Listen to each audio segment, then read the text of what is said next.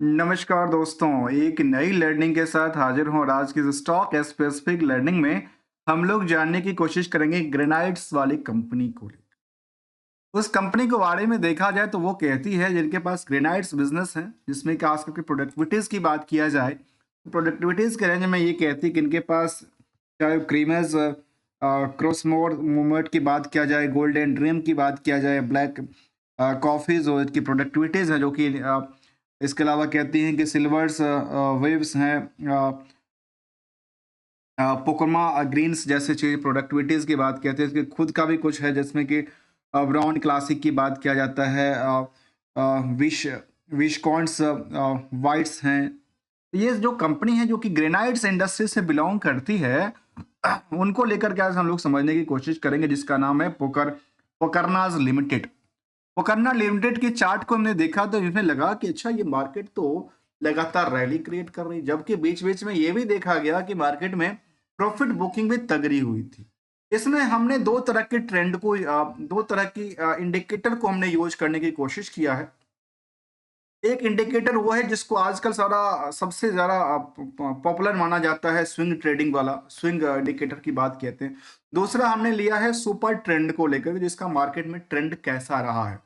Trend के मुताबिक इनका देखा है तो मार्केट अब जो है लगातार अप ट्रेंड ही दिखती जाती है, जिस हिसाब से फिलहाल मार्केट अभी सपाट के आसपास की भूमिका में निकल के आई है पिछले कुछ एक रेंज में देखा जाए तो फिलहाल ये दोबारा मार्केट अपनी हायर टू हायर के साथ मूव करती दिख रही है। तो जरा हम समझने की कोशिश करते हैं इस कंपनी को।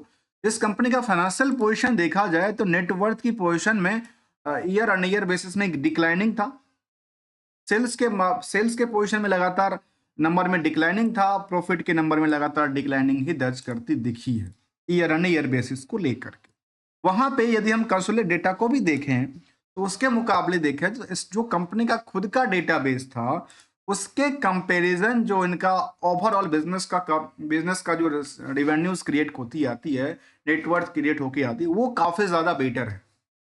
मतलब खुद का कारोबार अभी उतना बड़ा नहीं है, लेकिन पूरा कारोबार सब्सिडरी को मिला दिया जाए तो शायद ये कारोबार काफी बड़ी हो जाती है, जिसके मुताबिक ये देखा गया कि इनका जो टर्नओवर रहा वो लगातार सस्टेन करती हुई बेटर रिजल्ट की तरफ मूव करती दिखी है। तो चलिए तरह समझने की कोशिश करते कंपनी का, जिसका बुक वैल्यू है 216 रुपए का। इंट्रेंसिक वैल्यू देखा है तो 360 का, करंट मार्केट के प्राइस करीब 1200 के आसपास दर्ज करती, जो कि 1291 तक हायर टू हायर इन्होंने रेजिस्टेंस क्रिएट किया था। लोअर साइड दिखा है तो छोड़िए 400 रुपए का स्टॉक चल करके सब 1200 1250 हो जाता है।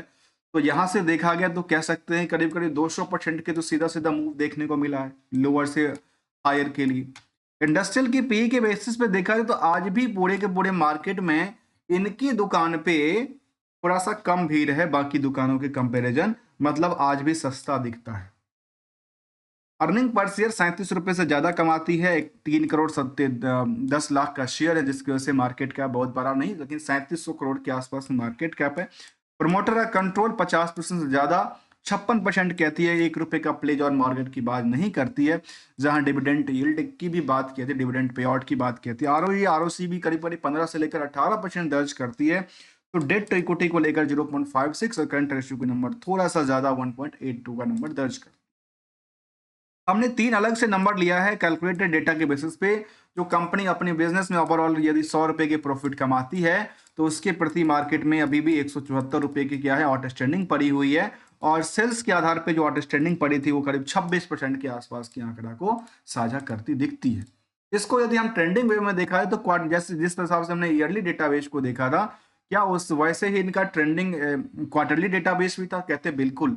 जिस हिसाब से हम देख पा रहे हैं यहाँ पे, जो यहाँ जो ट्रेंडिंग वेव बना था वो लगातार ईयर ऑन ईयर बेसिस पे लगातार बेटर करती जा रही थी। उसी माहौल में यदि हम इनकी क्वार्टरली डेटाबेस को भी देखें तो शायद यहाँ से ये लगातार नई रेजिस्टेंस की तरफ पहुंचती निकल के आती, जहाँ पे 25% से लेकर के करीब 37% तक की ग्रोथ की बात कहती है वायो वाई के मुताबिक। साथ में यदि क्यू आर क्यू को डेटा बेसिस में मुताबिक देखें तो आप अच्छी खासी रैली क्रिएट करती दिखी है। और लास्ट 12 महीने के डेटाबेस इसको लेकर ये कहती है कि सबसे ज्यादा टर्नओवर क्रिएट किया है अब तक के रिकॉर्ड में। अब तक के रिकॉर्ड में सबसे ज्यादा टर्नओवर क्रिएट किया है, जो कि 770 करोड़ के आसपास आंकड़ा था। प्रॉफिट भी सबसे बेटर है, 115 करोड़ के आसपास ऑपरेटिंग प्रॉफिट मार्जिन लगातार सस्टेन करती 30% से ज्यादा की बात कहती है, जो कि 31% तक दर्ज करती दिखी है। और साथ में कंपनी के पास जो इंटरेस्ट की बर्डन है वो थोड़ा सा ज्यादा कहती है अदर सोर्स ऑफ इनकम के मुकाबले। तो इसको थोड़ा सा मुझे लगता है कि थोड़ा सा या तो अदर सोर्स ऑफ इनकम को डेवलप करना चाहिए या अपने इंटरेस्ट को कम करना चाहिए। वैसे ही हमने क्वार्टरली डेटाबेस भी देखा, H1 के डेटाबेस के मुताबिक मार्केट ने अच्छी खासी रैली क्रिएट किया और इसमें जो जगह क्रिएट किया है उसमें ऑपरेटिंग प्रॉफिट मार्जिन भी पिछले पीरियड के मुताबिक 200 बेसिस पॉइंट से ज्यादा की इंक्रीज दर्ज करती दिखी है। यदि कंपनी की कुछ और परत को देखा है तो हमने समझा कि ओवरऑल कंपनी अपने बिजनेस मॉडल से करीब 15% की सेविंग कर पाती है, जिसको हम नेट प्रॉफिट मार्जिन कहते हैं। उसी तरह से यदि हम स्टैंडअलोन डेटाबेस के मुताबिक देखा जाए, जो ग्रेनाइट्स इंडस्ट्री से बिलोंग करती हुई नजर आती है, उसमें अपने खुद के कारोबार में कंपनी का 19% ज्यादा की नुकसान बुक करती है नेट प्रॉफिट मार्जिन में। लेकिन ओवरऑल यदि कारोबार को हमने देखा तो उसके मुताबिक मार्केट में इतना की अच्छी खासी रैली के साथ साथ मार्केट ने जंप करती दिखा और 15% के आसपास उन्हें 12 महीने में लीड करती दिखी। यदि हम इस कंपनी को लेकर के रिस्क फैक्टर को जानने की कोशिश करें तो करीब 64 दिन की रिस्क फैक्टर है। और चालाकी की बात यह है जिन्होंने करीब अपने वेंडरों को 110 दिन पेमेंट देती है, तो अर्थात उन पेमेंटों को अपने फंड में यूटिलाइज करते, मतलब वर्किंग जो कैपिटल है उनमें उनको दिक्कत नहीं होता होगा। रिस्क फैक्टर के साथ देखा है तो कंपनी में जो कर्ज का सिचुएशन है आज भी बहुत ज्यादा रहा है। क्यों? क्योंकि अदर सोर्स ऑफ इनकम इतना ज्यादा डेवलपमेंट नहीं कर पाती है। कंपनी ने फिक्स एसेट तो लगातार बढ़ाई है, शायद इन्वेस्टमेंट भी बढ़ाना चाहिए, इन्वेस्टमेंट इनका 1 रुपए का नहीं दर्ज करती। आखिर जो सब्सिडरी कंपनी इनकी है वहां पे कौन सा इन्वेस्टमेंट करके रखा है, ये मुझे समझ में नहीं आई, क्योंकि यहाँ पे इन्वेस्टमेंट इनका जीरो डेटाबेस की बात करती नजर आती है। H1 की डेटाबेस के मुताबिक हम कंपेयर करें तो 200 करोड़ की आउटस्टैंडिंग बैलेंस पड़ी थी और 200 करोड़ की कंपेरिजन यदि करते हैं तो ये कहती है करीब करीब कह सकते हैं कि निकल के आता है 200 450 करोड़ में। यदि 200 करोड़ का मार्केट में उधार पड़ा है तो इनके परसेंटेज को देख लीजिए, करीब करीब 50% से थोड़ा सा कम 40% के आसपास की आंकड़ा को साझा करती है। लेकिन यदि इसके महीने मुताबिक देखा जाए तो 12 महीने के मुताबिक ये 26% ही दर्ज करती दिखी है। जहां पे आउटस्टैंडिंग बैलेंस को देखा जाए प्रॉफिट के कंपैरिजन करके, प्रॉफिट के पोर्शन से कंपेयर करके तो 174% की डेटाबेस की बात कहती है। वहां पे ईयर एंड ईयर बेसिस का जो इन कंपनी का परफॉर्मेंस लेवल था तो सेल्स अप ट्रेंड की बात कहती है, प्रॉफिट भी अप ट्रेंड की बात कहती है। स्टॉक प्राइस को चलना ही था क्योंकि इनको ये इन तीनों चीजों से इनको सपोर्ट देती दिखती है, इसलिए मार्केट इनके पीछे लगातार। यदि हम हिस्टोरिकल प्राइस चेंज को भी देखें तो ये कह सकते हैं कि पूरे पूरे हिस्टोरिकल प्राइस चेंज में ये अभी सबसे हाई पे लाइफ टाइम हाई की तरह मूव करती दिखी है। और यहाँ पे इनकी परसेंटेज वाइज हमने देखा है, इसको समझने की कोशिश किया तो ओवरऑल ये एक भी ट्रेंड क्या था इसका, अब ट्रेंड ही था। भले ही 2-4% गिर जाए एक दिन में कोई फर्क नहीं पड़ता, क्योंकि ये हम क्षण भर की ट्रेडिंग को लेकर कोई बात कमेंट नहीं करते।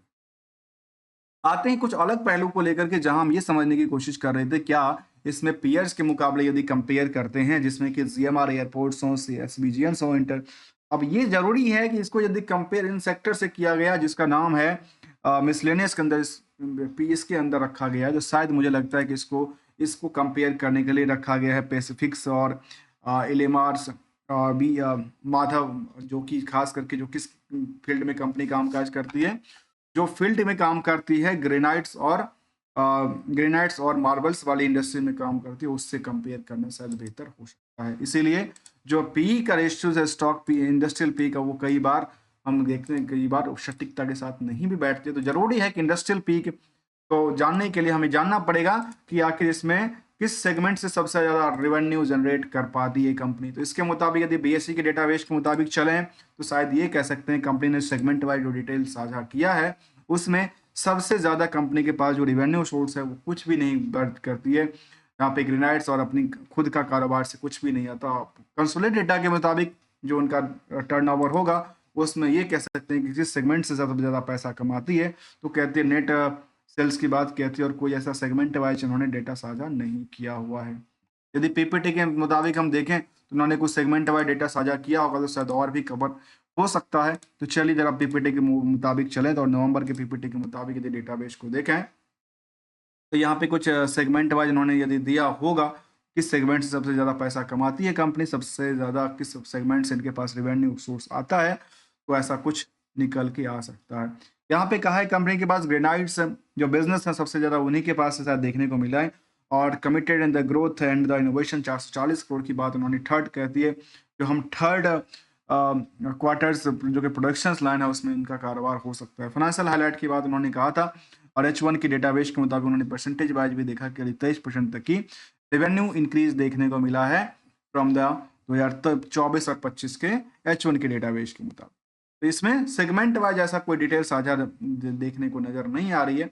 एक्चुअल में क्या हुआ सेगमेंट वाइज में, जो ग्रेनाइट से कमाती है या मिसलेनियस से कमाती दिखती नजर आ रही है।